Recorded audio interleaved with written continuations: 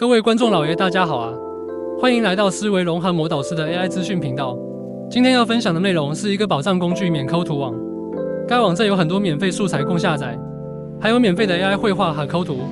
但是部分图片是有版权的，请自行分辨。之前找一些素材被割了韭菜，动不动就要办理会员才能下载，功夫不负有心人。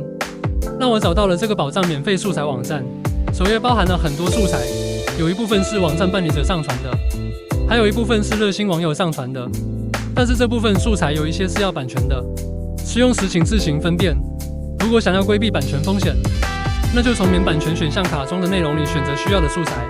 在我收藏这个网站时，还没有设计资源图标库等这些细分选项，还要自己搜索。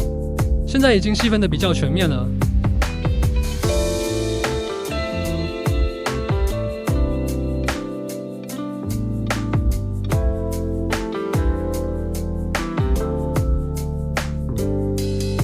最让我惊喜的是什么时候上了 AI 绘画，虽然大模型就那么几样，不过对于想体验和初学者来说，这些就够了。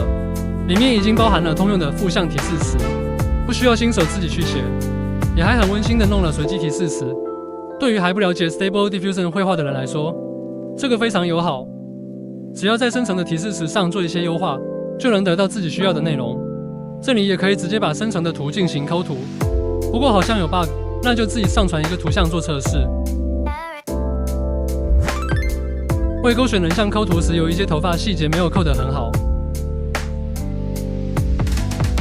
勾选人像抠图后，头发细节就相对好很多。换一张主体和背景颜色相近的图片来试试，扣得还是很不错的。抠图这部分很多网站都有，不过在抠图的基础上多了用画笔手动修补和擦出功能，这个非常实用。接下来就是如何使用了。修补是可以编辑被抠掉的内容，如演示的内容一样，我想对底做保留，那只需要用画笔在原图上圈出想要的内容即可。